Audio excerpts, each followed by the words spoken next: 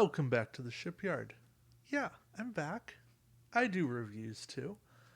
Today, we have a very fun review with a slightly new format.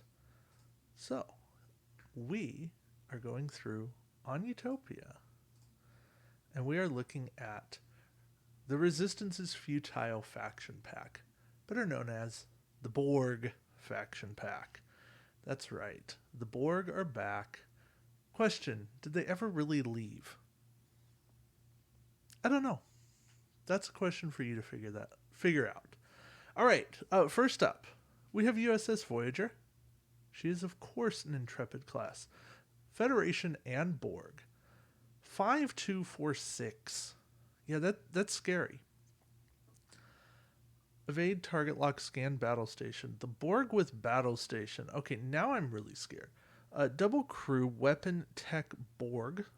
I like the upgrades. Free action. If this ship performed a green maneuver this game round, perform a target lock as a free action.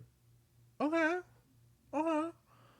You got an Intrepid class maneuver dial. Not the best. Voyager baseplate 9090. So right away I'm thinking, okay, I need something that's going to let me fire at rear arcs at the minimum. So I'm looking at new starter set torpedoes.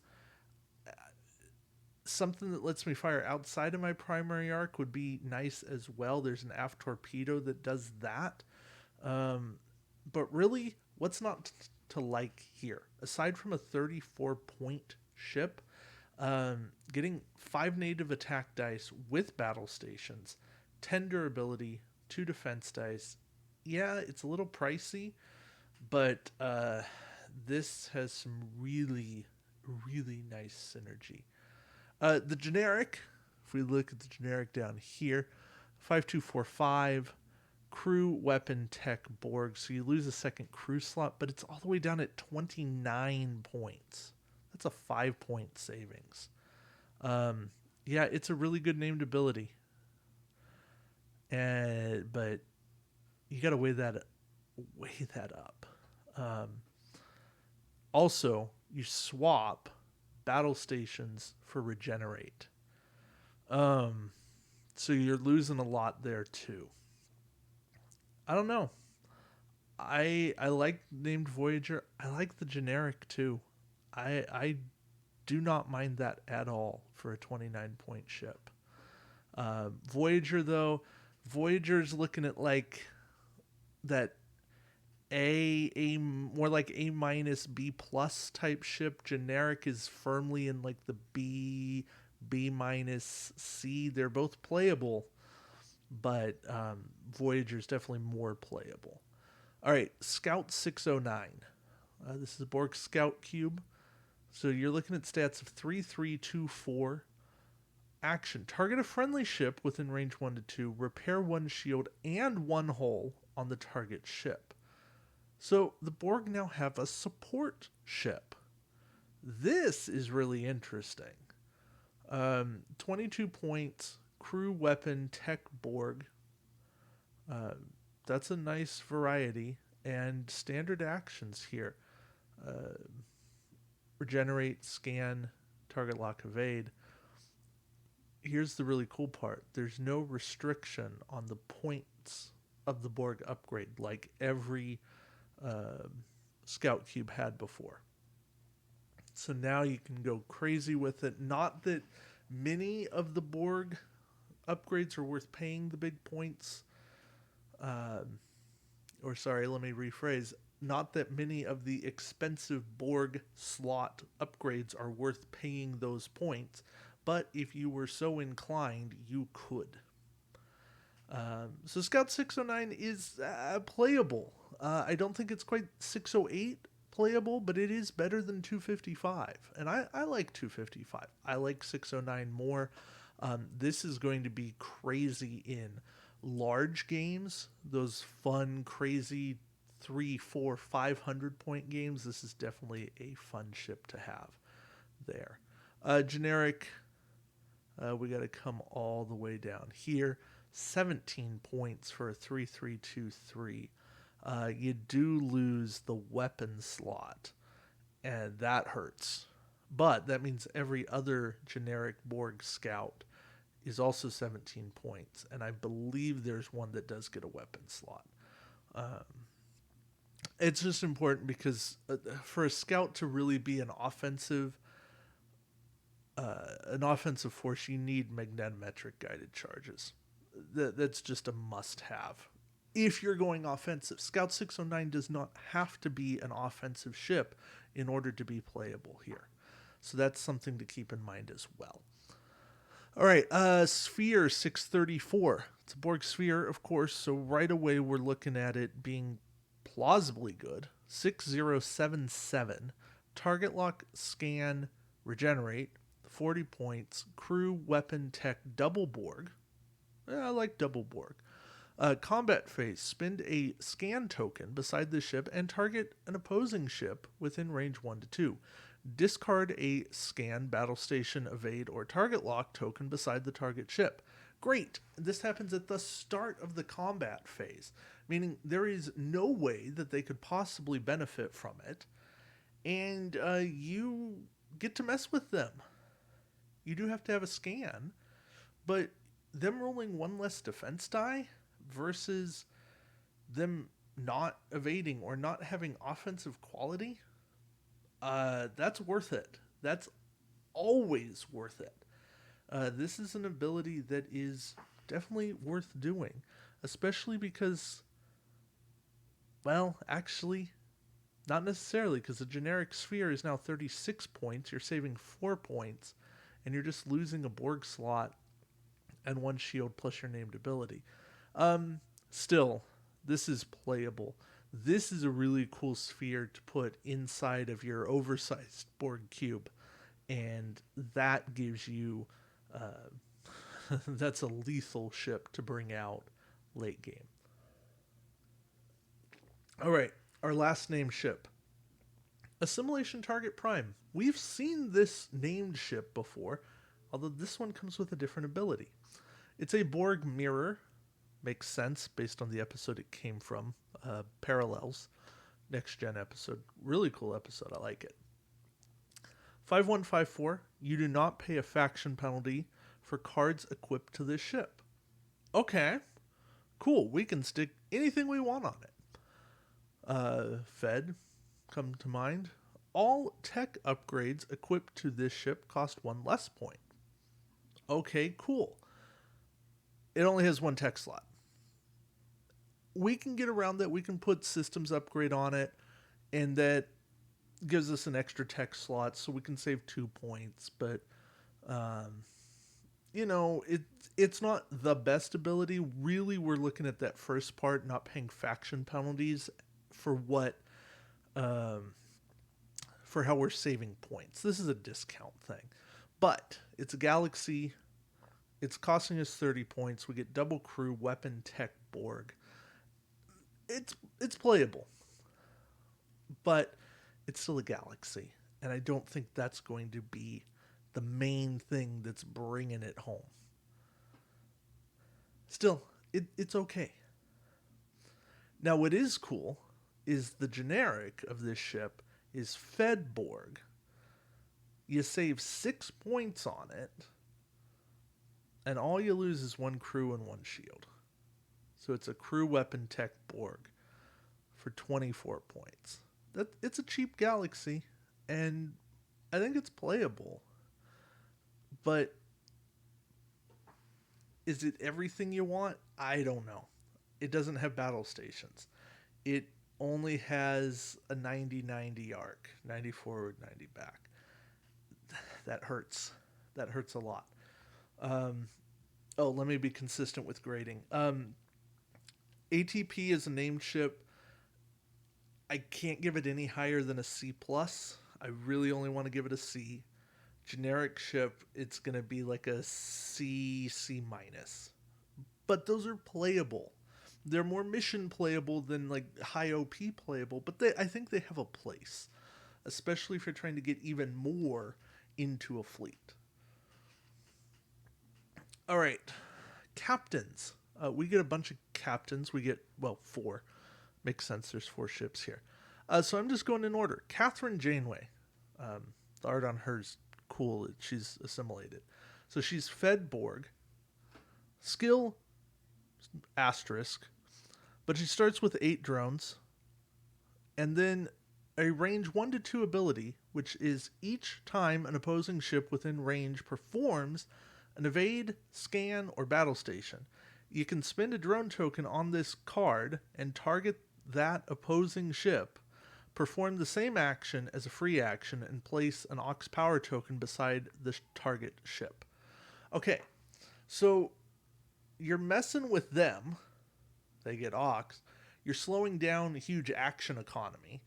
The only part of this I don't like is that her skill depends upon her drones. I really wish they had done what they did with the Borg Queen and Locutus and given them set numbers, but maybe that would have made Janeway just too good. Still, I like this Janeway.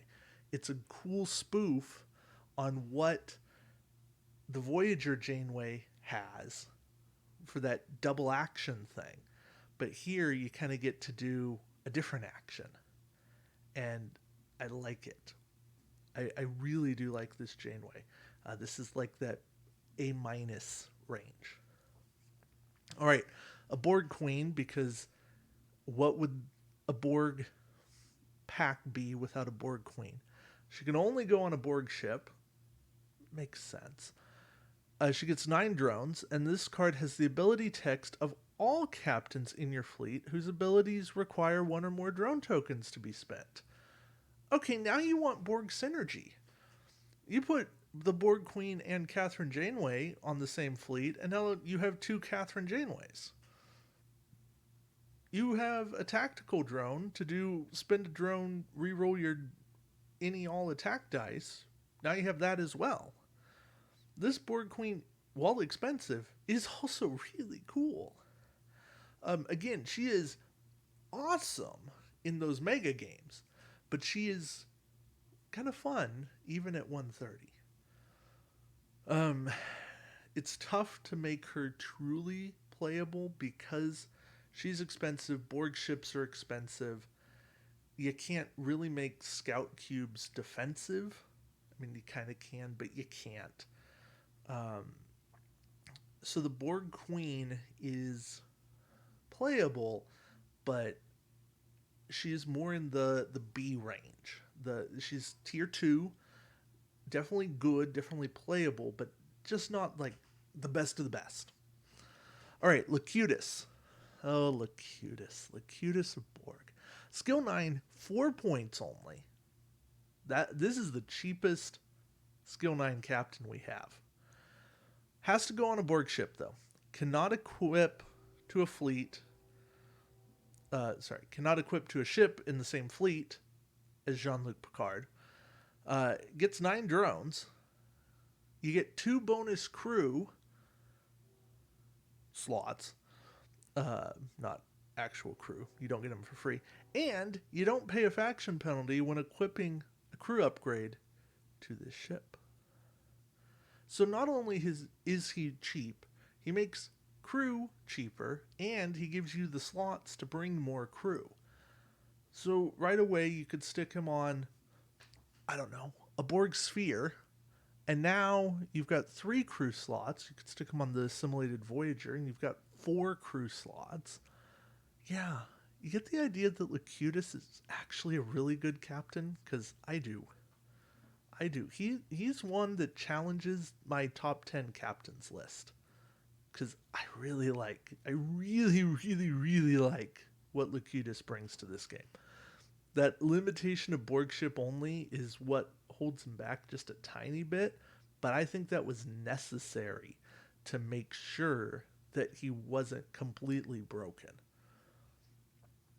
All right. Operations drone. Got another asterisk for skill. Starts at 6, range 1 to 2, planning phase. So start of planning phase. Spend 1 drone token on this card and target an opposing ship. Place an Aux power beside the target ship. I can talk, I promise. Um, 3 points for that. Yes, there are times this is useful. If you know that somebody has to pull a red maneuver to survive or to be useful at all, they need to come about. They need to pull a reverse, or they're very likely to do those things. And if they don't, they're just not in the fray. Okay, now you can give them an ox, and they're going to be stuck, right? They're not going to have already set their dial because this is the start of the planning phase, and dials happen after the start of the planning phase. But the amount of times that this is going to be game changing is maybe once a tournament. And then it still depends upon this ship being within range 1 to 2 of that ship. And I just don't see it. I really don't. Range 1 to 3, maybe. That's just where I'm at. I don't like Operations Drone. I think he's a D captain at best. I'm not giving him an F because of that utility that I talked about, but he does not suit the way I play the game. All right, our elite talent, our first of 3 elite talents. Wow, 3 elite talents for Borg. Collective consciousness. I don't remember this one, so it's probably not the best, but maybe I'll be surprised. Has to go on a Borg captain. Doesn't mean it has to go on a Borg ship. So that's something. 5 points. I'm always wary of 5-point talents. Planning phase. Place 3 time tokens on this card and target all friendly ships with a Borg captain equipped to them within range 1 to 3. The captains equipped to the target ships replace their captain skill with the captain skill of the captain equipped to this ship this game round. Okay, that's useful, but I don't think it's 5-point useful. It's a little captain skill buff. And Borg don't exactly have the highest of high skill captains. I mean, if you put on Locutus, okay, it's skill 9. Great. You can give all Borg ships skill 9. Again, that's scary. 5-point scary. I don't know. It's okay. Give it a C-. It passes. Root command. 4-point card. Has to go on a Borg ship. Doesn't have to go on a Borg captain, but has to go on a Borg ship. I think back to like Picard spheres or Ducat spheres. So this could work. Combat phase. Discard this card. Target an opposing ship at range 1 to 2. During the target ship's declare target step this game round, you choose that ship's target. The target must still be legal, meaning it still has to be an enemy ship. Okay. It's a discard. It's limited. It should have cost 2. Yeah.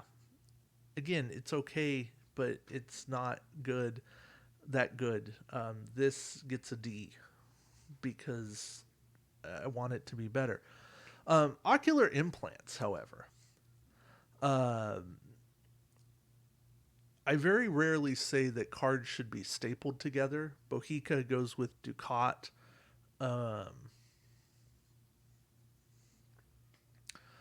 Starter 2 crew Wharf goes on the Vorn, and even that's not like set in stone, but that's like his home. Ocular implants goes on the new Voyager. Of course, you have to have a Borg captain, but that's the best place for this card. When this ship performs a target lock action, the ship may perform a battle station's action as a free action. Now, it's got to go on a Borg ship with a Borg captain. But for 4 points, you're turning target lock into target lock battle stations. That's really good. That's how you make a Borg ship absolutely lethal. And I love it. I absolutely love it. Yeah. It's pretty good. This is like an A minus card because I won't run it all the time. And it feels like a little bit of a trap because it's just a little expensive, but it's win. It's each time. It's every time. There's no limit to this. I mean, granted, it's once per round, but still, you can put this on spheres. You can put this on the oversized Borg cube, and you're getting a free battle station, and that's a really good thing. All right, our first weapon, the advanced proton beam. Okay, Borg ship, forward firing arc, or 360. The attack value of this weapon is this ship's printed primary weapon value. Okay. Range 1 only. Attack, remove this card from play, spend 2 drone tokens on the captain equipped to this ship and target an opposing ship. All damage inflicted by this attack ignores the defending ship's shields. I like that. I like that a lot. I don't love the range 1 only. I don't love having to spend 2 drone tokens. I don't know. It's okay. I'll give it a C. It has some potential. All right. The biomolecular torpedo.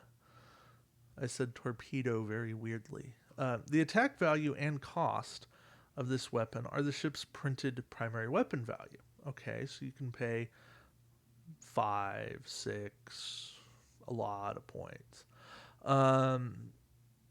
No, Borg ship, forward or rear arc, not a 360. So now you're looking at things like Voyager, the assimilated ships. I like this on the assimilated Galler. Don't ask me what those numbers are. But the Dominion, the assimilated Dominion ship, that one's playable. That's going to be like a 4 or 5 point weapon.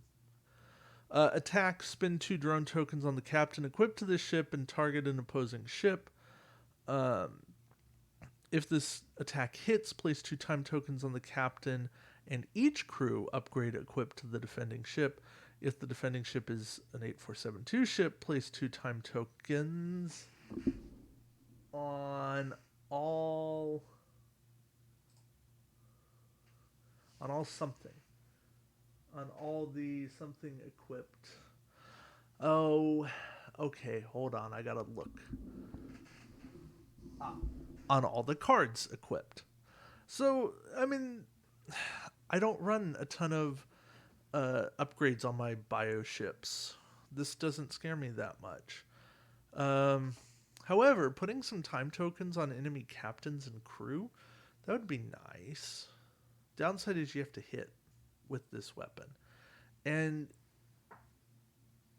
there's no guarantee you do that. So, I'll give it a C minus. I think it's okay, but it's not great. Okay.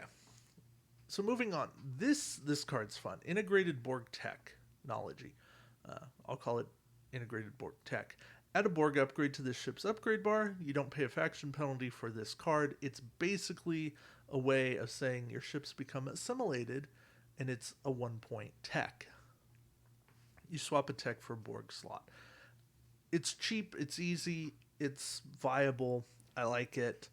Yeah.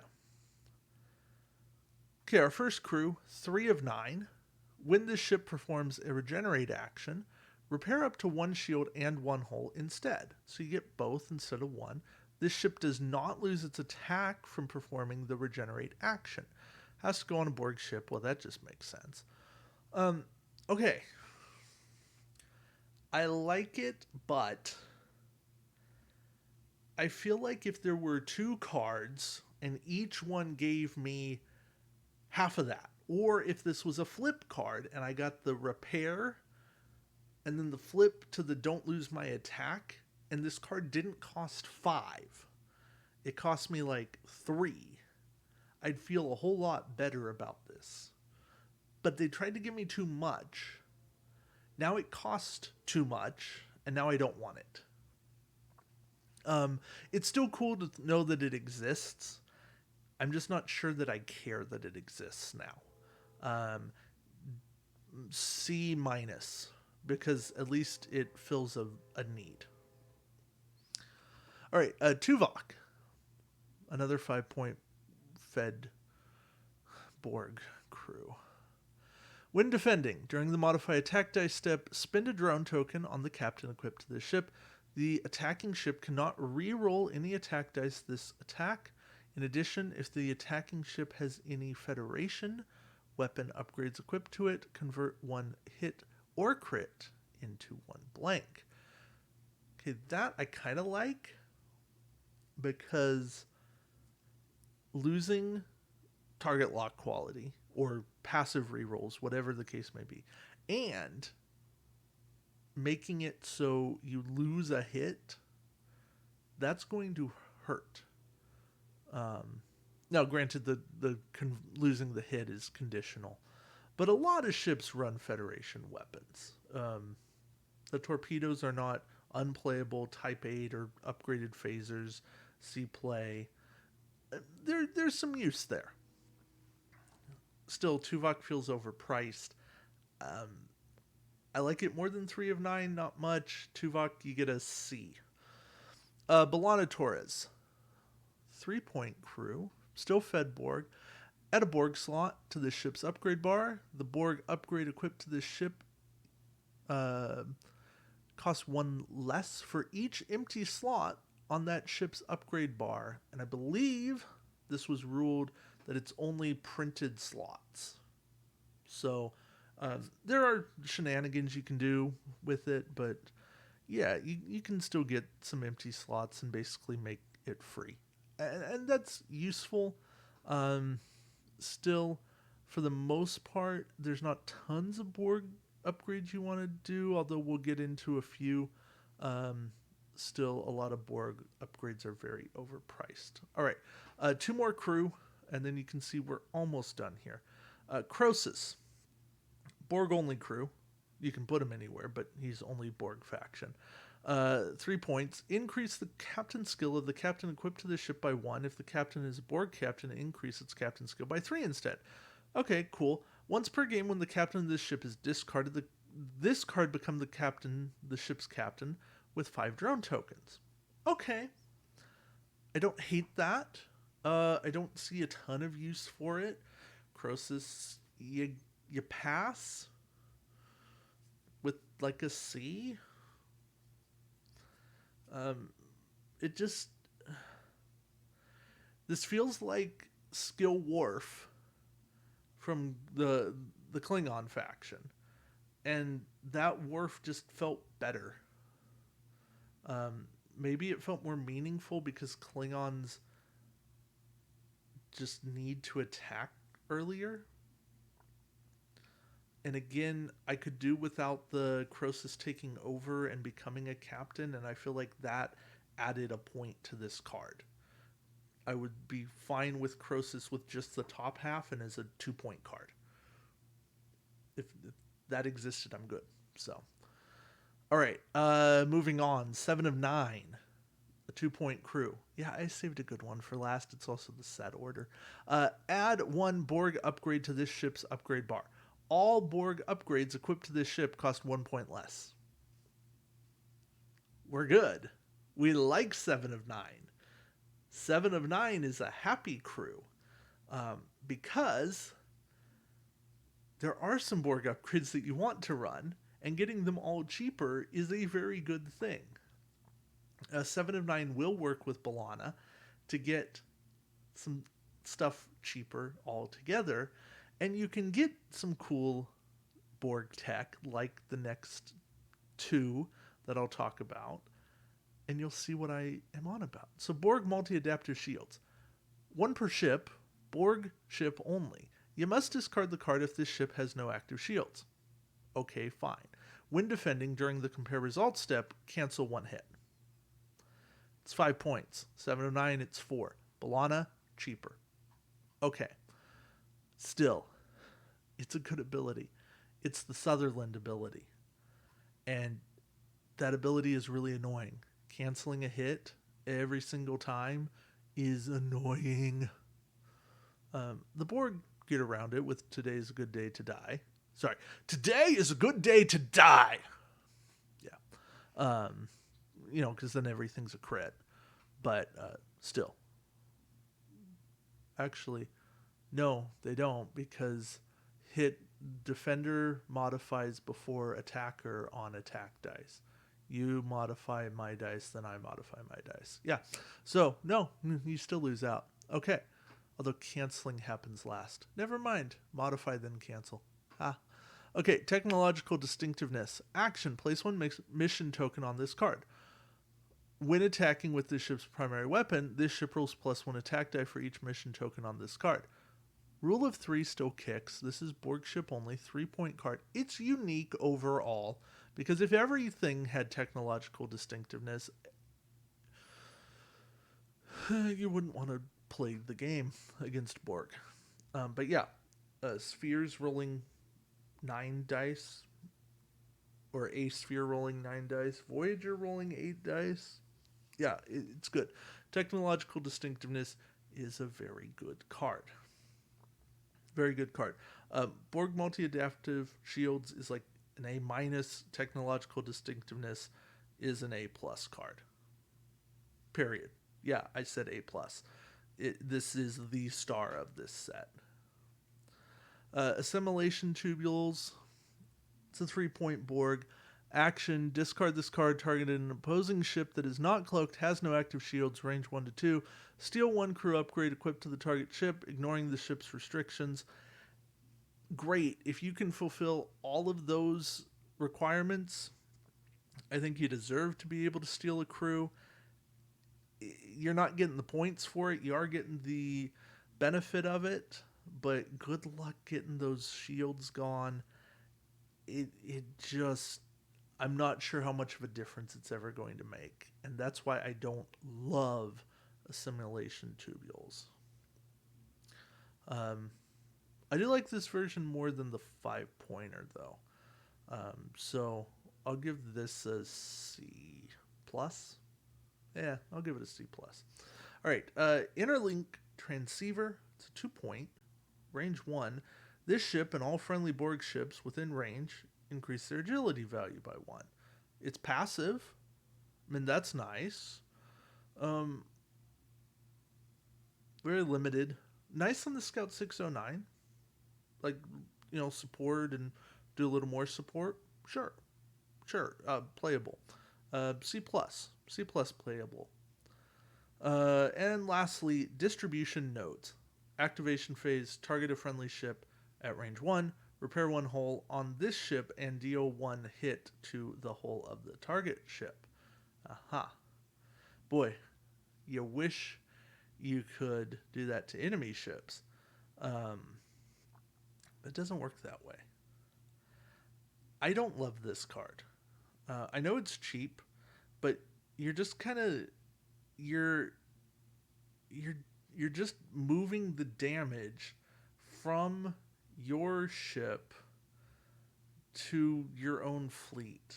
And I know it's passive, but I'm taking up a slot. I'm spending a point, maybe. I mean, maybe I throw it on 7 of 9 and it's free. But I'm at least taking up a slot. And Borg slots are not cheap to acquire. I just don't like distribution nodes. I don't like the idea of transferring damage. Although you can get rid of crits this way. That's one useful thing you can do. Okay. I'll give it a C-. I don't absolutely despise it, and it's only because I figured out that way to do it. But yeah, for the most part, I really don't like it. Okay, so overall, there are some very good cards in this set. Voyager, Locutus, Janeway, Borg Queen, Seven of Nine, Balana, technological distinctiveness, Borg multi-adapter shields. I just have to remember names because not everything is hyper fresh. Um, yeah, ocular implants. There's good stuff around. These cards really do alter the gameplay for Borg and a bit for Federation. Feds have a ton, so the blips on the radar for Feds are fewer and further between. Uh, but as far as Borg go, um, it's been a while. The Borg got the octahedron card pack. That helped a bit. I feel like they needed that to catch up a bit because they had not had new content released in a long time. Gosh, I'm looking at a set list. Let's see when the most recent Borg content was. Um, my guess right now is that it was an assimilated ship, but I am not gonna like put money on that or anything. Zindi, because the Borg did not get a blind booster. That, yeah, they really avoided the Borg in all these things. Um, yeah, I'm gonna say it was one of those, the cube, the oversized cube, maybe. If not the yeah, it was the oversized cube. That was the most recent thing before the octahedron card pack. So yeah, the Borg were hurting. Not that they weren't good. I mean, they're still good, but they needed a little spice. They needed something extra. I still really want to see a first contact pack, an Enterprise E assimilated. So a Borgified Enterprise E. I think that would be really cool. Um, yeah, and maybe like the Arctic Scavenger from Enterprise. That would be weird, but neat. I mean, it had some combat potential, but yeah, this is this is a really good faction pack. This this rivals the Kelvin faction pack in terms of overall goodness. I think there's maybe a few lulls in this pack, whereas the Kelvin, everything kind of kept a little higher, but I really don't hate anything in this pack. I can find a use for most things here. So I know these are tough to find now here in September of 2020 when this video is going out. But boy, if you can find one, get it because it's worth having. This is a faction pack that really does add a lot to the game and really is fun to play. And that's what I can say about it. It's good stuff. So yeah, thank you all for watching, and until next time, we'll see you around the shipyard. Take care.